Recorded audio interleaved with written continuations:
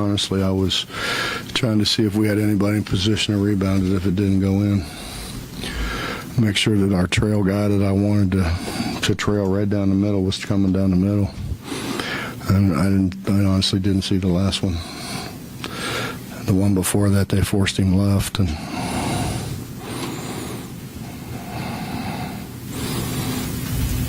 to answer your question, yeah, I mean, he's made a bunch of them.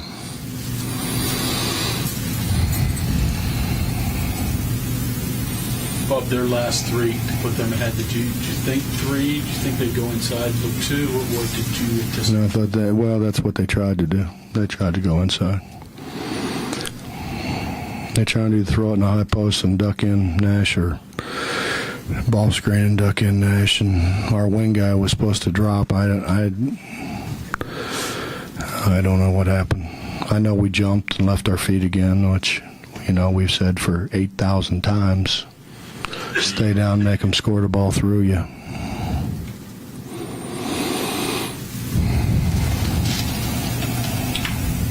Overall, what's your assessment of your team? Same thing I told you 3 weeks ago. We're close. Our problem, Mitch, is we have a whole bunch of freshmen who don't understand how hard you got to play for how long you have to play hard at this level. And when you stop playing hard, then people take advantage of you. When you take plays off, people take advantage of you. But I've said that for how long? And I guess the positive is, I mean, I had the same discussion, the same problem with Deshaun Butler. I had the same discussion, same problem with Wellington Smith. And when they got to be seniors, I didn't have that problem anymore.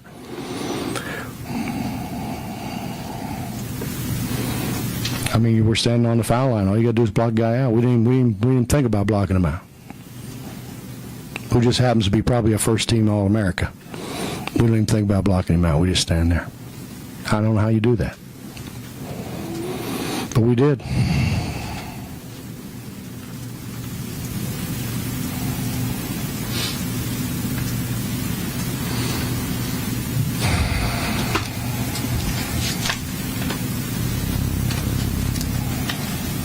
A quick turnaround. Obviously, Texas, real quick. Is this turnaround difficult? Is it easier being at home? What's the challenges? It's a quick turnaround for them, too. Well, of course it is. I mean, everybody complains about Saturday, Monday turns, but, I mean, it is what it is. I'm more worried about Texas than I am when we play them. Coach, just kind of a sidebar. Staten and Smart, the way Staten kind of held his own against one of the, maybe one of the best players in the country. You think Staten kind of made maybe a statement to the rest of the league or the rest of the country? Who cares? Yeah. Who cares? We're trying to win games. We're trying to win games. He's trying to win games. I mean, I wish everybody else would follow suit sometimes.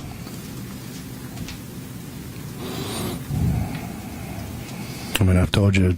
I mean, he has worked his tail off. He studies. He comes in to play. He doesn't take practices off. I wish everybody else would do the same thing. He set a great example. Can you talk about Aaron Harris a little bit? Maybe like his struggles there? He didn't play very well. Let me tell you, he didn't play very well. It seems to be going on for a couple games. Or do you think just something will work out? Just keep shooting? Question probably would be better asked to Aaron than me. How do I know? I'm telling him every day, you got to work, man. You got to work. So I think that's a question probably better to ask Aaron. Talk about Devin and your expectations for him going forward.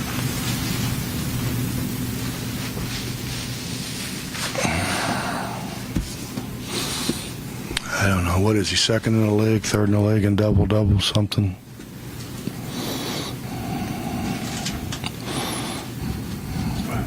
we've just got to get Devin to be more consistent. That's all.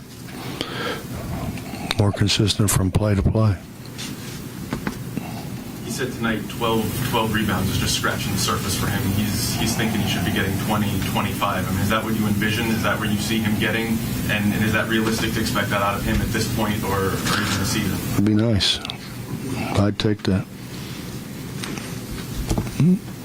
I guess if he's going to do it, we might as well go ahead and get started, huh? While we're waiting. Well, could you see a game like Henderson had coming? Like who had? Terry Henderson. He did everything so Terry's been getting better and better, you know. Bobby, you know, he was hurt early and he got behind. I think he's just now, you know, starting to. And honestly, he hadn't shot the ball very well, but he's really, you know, he gets in there and works at it, and he listens. You know, he listens to try to do what you ask him to do. I mean, I'm not sure what you ask me. I mean, is that what I recruited Aaron thinking that he would be able to do? Yes. Yes. I mean, he's a guy he's always made shots and he's got good bounce, you know, so he ought to be able to rebound it. He ought to be able to block some shots. He ought to be able to do some things that way because he does have really good bounce. Does that answer your question? I mean, is that what you're asking me?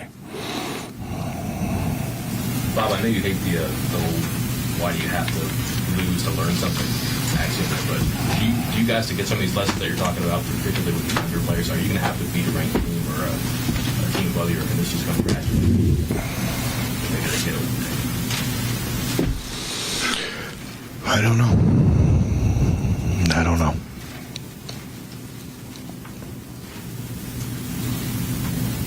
I don't know why the ball didn't go in. I don't know why we didn't tip it in when it didn't go in. I don't know.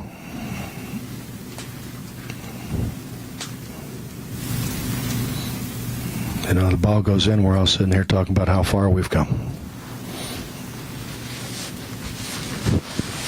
We got it at the rim. We got it at the rim with the guy who's finished more goals at the rim than all the rest of our team put together. So we got what we wanted. This is not a moral victory question, but do you see that improvement, and do you think your team, you know, understands, seeing what they've done and what they can do? Honestly, I think we have too many guys who play to the competition level instead of you know, going and trying to play every play as hard as you can play and as well as you can play and concentrate as hard as you can concentrate on every play.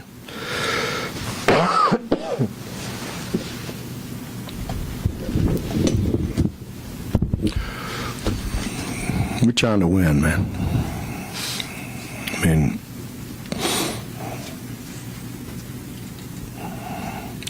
two greatest emotions in the world, winning and losing. And I don't like this emotion.